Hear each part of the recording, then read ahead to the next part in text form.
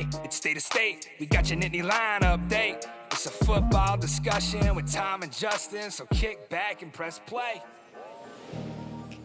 With former Penn State and NFL defensive back Justin King, I'm Tom Hannafin. This is State of State.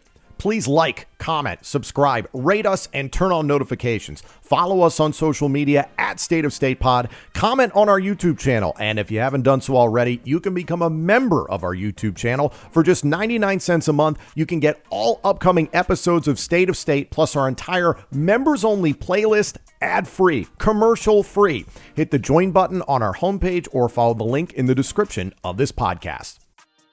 This podcast is presented by BetOnline. BetOnline is the world's most trusted betting platform and your number one source for all your sports betting action. Baseball season is in full swing, as are the NBA and NHL playoffs. There are so many ways to get in the action with the latest odds, news, and scores, even live in-game betting while the games are being played. With the largest selection of odds on everything from Major League Baseball to the NBA, the NHL, and UFC, BetOnline remains the number one online source for all your sports wagering info. In between games, head over to the BetOnline casino with all the top Vegas-style games, including poker and live casino. Penn State fans, are you feeling confident that the Nittany Lions can win college football's national championship next season? Lock in your futures bet at betonline.ag today. State of State is presented by BetOnline. The game starts here. State of State is a proud supporter of Blue White Outfitters. Blue White Outfitters was created as a retail shop meant to highlight the confidence, competitiveness, and fearlessness of the elite athletes found throughout the history of Penn State University. Check out their Lockdown U and Lawn Boys merchandise today. All sales from Blue White Outfitters directly benefit Penn State student athletes. Also, official State of State merchandise is available now. Support the show and grab State of State t-shirts, hoodies, hats, and more. Visit www.bluewhiteoutfitters.com today. Hi, everyone, and welcome to State of State. I'm Tom Hannafin covering breaking news. UNC linebacker Amare Campbell will be transferring to Penn State. This is very important for the Nittany Lions in their 2025 campaign. James Franklin had put it out following the blue-white game, the spring game for Penn State football, saying that there was an opportunity for a linebacker to join linebacker U, that there was a spot open. This is definitely Penn State taking care of business in this department, much needed. You're getting a player in Amare Campbell who has a lot of versatility that he can bring to the table. You're getting a guy who has got multiple years of eligibility left, having played 2023 and 2024 for UNC. Last year, very, very productive. 76 total tackles, a forced fumble, 2 passes defense, and 6.5 sacks, listed at 6 foot, 230 pounds out of Manassas, Virginia. This is a really nice pickup for James Franklin and company. Now, this acquisition comes on the heels of Tamir Robinson, a bit of a surprise, leaving the program, going to USC. Beckham D, further down on the depth chart, is also into the transfer portal. So Penn State was a little bit thinner at linebacker than they expected to be in 2025. And also you have to factor in the departure of Kobe King into the NFL draft, now a Minnesota Viking. So you're looking at the linebacker room, and there were a lot of things that Penn State had to assess in regard to this need. Is that the thing I like about this is that Penn State did kick the tires on linebacker Mohamed Toure from Rutgers last week. Mohamed, the brother of Vabu Toure, safety for Penn State right now. So you had that connective tissue there. And it sounds like Toure is continuing to take visits. As a matter of fact, one of them, I believe, is UNC. So you might see him head off to be a Tar Heel, but we don't know that for sure. But remains to be seen. Amare Campbell, I believe, wrapped up his visit just yesterday in Happy Valley. This is a very positive get for Penn State for a number of reasons. You're getting a guy who can start. And I think that's very important, as I mentioned, with Kobe King off to the National Football League. Your 2 primary linebackers last year, Kobe King and Tony Rojas, played the bulk of the snaps at the 2 primary linebacker positions. Dom DeLuca was 3rd amongst linebackers in terms of total snaps played. So you're also dealing with a situation where Tony Rojas played so much last year. He was playing hurt for a lot of the season. Still had a really nice year, but Tony Rojas has been kind of out of the mix here through winter workouts and spring practices to just recuperate and recover. So you needed to have another linebacker that you felt like you could rely on that could be a starting caliber linebacker. Now, is it a situation where Campbell and Rojas are the starters? Is it a situation where Rojas and DeLuca are the starters? Again, this is going to be a base 4-2-5 defense per James Franklin, 4 down linemen, 2 linebackers, and 5 defensive backs. That's not to say that you won't see a base 4-3 defensive alignment from Penn State. James Franklin has said that as well, but that base alignment, that package that they typically like, is 2 linebackers. Having Amare Campbell gives you some depth because beyond the 3 names I just mentioned, obviously Campbell is going to have to get on campus and learn things very quickly under defensive coordinator Jim Knowles. But Tony Rojas is recovering from injury, and then you know what you have in redshirt senior Dom DeLuca.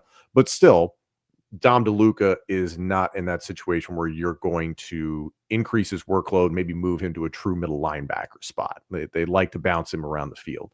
But outside of those 3 guys I just mentioned, Dakari Nelson, Kari Jackson, Keon Wiley, Anthony Specca, and there's been a lot of talk about LeVar Arrington Jr. He is definitely a long ways away from being a regular contributor, I feel like, at least.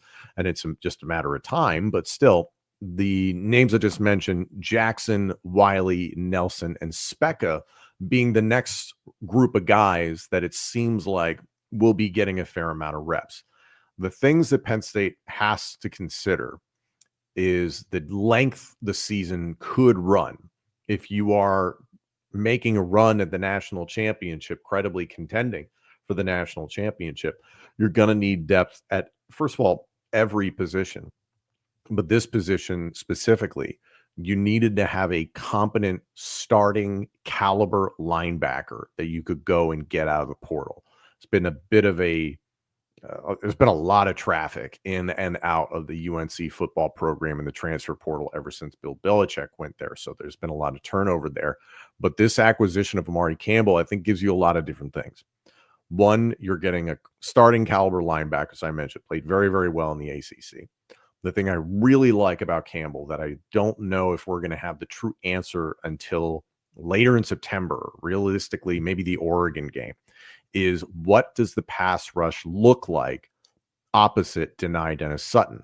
You have a pretty good feeling of what you've got in Denai Dennis Sutton and Zane Durant, a defensive tackle, but Abdul Carter, off in the National Football League, now a New York Giant, that other defensive end spot and that other defensive tackle spot, Alonzo Ford, is someone who's recovering from injury as well.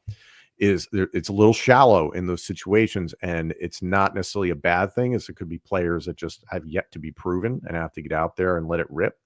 But I really like this because you're bringing in Amare Campbell, and it's a proven track record of a guy who can contribute in the pass rush. 6.5 sacks last season, and played very, very well for UNC in that respect. Grabbed 1 sack in 2023 with 14 total tackles and had an interception in his freshman campaign. So there's a lot to like about Amare Campbell, and I think there's a variety of places that Penn State's going to be able to utilize him. But this linebacker room, I wouldn't be shocked if Penn State went and got another addition to this linebacker room. And as I mentioned, this is loading up for the unknown, for the potential length of the season. It just would not surprise me if Penn State went and got another linebacker just to bolster that room, because as I'm harping on here, Campbell, Rojas, DeLuca and Rojas, you know what you have. You're going to have to assess Amare Campbell even further once he gets into the building properly.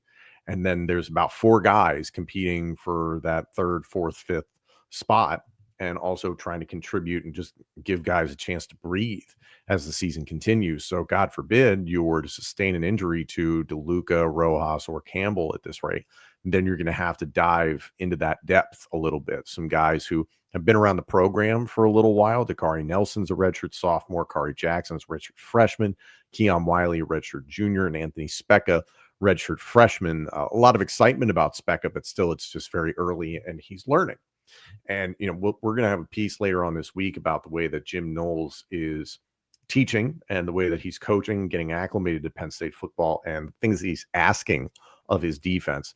This is going to be a tall task for Campbell to get acclimated quickly to this Penn State defense, because it sounds like Jim Knowles is asking a lot of his linebackers, and he's asking a lot, period, of his players. And he's going to give them more of a pro style defense. He's going to give more exotic assignments and make it very, very difficult, hopefully, on opposing offenses. So I'm very encouraged by this grab here. And overall, Penn State's operation within the transfer portal in this spring cycle, you get Trebor Pena, wide receiver from Syracuse.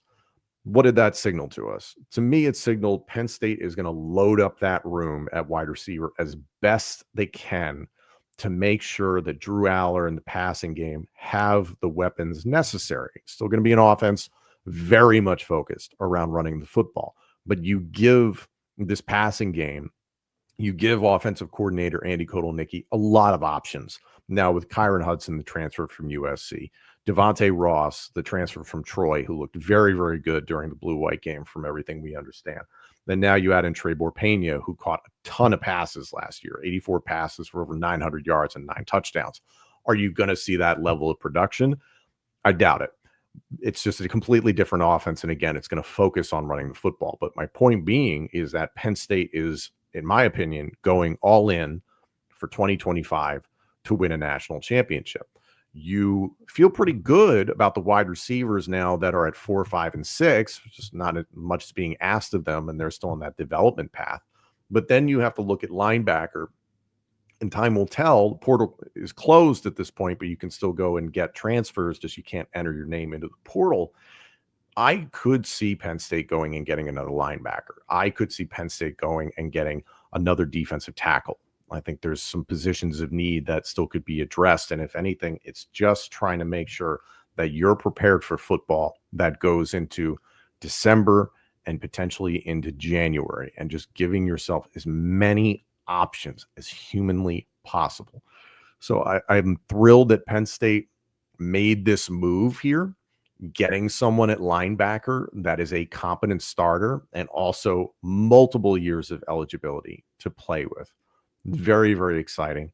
Toure, I don't have a problem with Toure. I actually would have liked to have seen them grab Toure, but Toure would have had one more year of eligibility and is coming off of an ACL surgery last season, missed all of last year, has had ACL injuries, I believe, in both knees. So it's a situation where physically, yeah, you would prefer the guy to not have had ACL injuries, that sort of situation.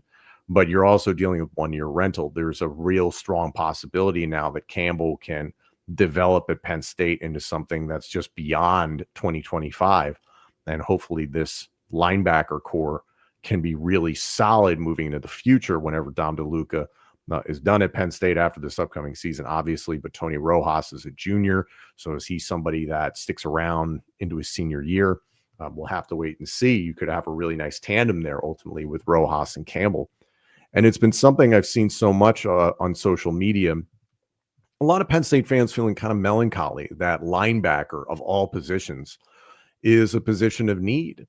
And I think this just kind of occurred. And, I don't know the inner workings necessarily of Tamir Robinson's desire to leave. Did he get bad advice? Did he get good advice? Did he get a big sum of money from USC? It remains to be seen. It felt like Penn State was very encouraged by his development and his progress and his arc. And it just didn't pan out to happen at Penn State. So Tamir Robinson going off to USC completely threw a monkey wrench into their plans. And now Penn State is called an audible here, so to speak, and gone and gotten Amare Campbell out of the transfer portal. So I really like this move. I think Penn State needed to make a move. They needed to make some sort of splash here. And now it's just, are you good with what you have? Because if you're sticking with that base 4-2-5, and again, Tony Rojas dealing with some injuries last year and still dealing with them now, do you want to have a little bit more depth? Do you want to have another linebacker in there that it's like, hey, this is a starting caliber linebacker and it gives us some rotational opportunities? So I want to keep an eye on this situation, because I think there's real potential for Penn State to maybe grab 2 competent starters out of the transfer portal. Just remains to be seen. But this is very exciting. Hop in the comment section on YouTube, get at us on social media, and let us know what you think. Penn State getting UNC linebacker Amare Campbell out of the transfer portal, absolutely addressing a position of need here in May.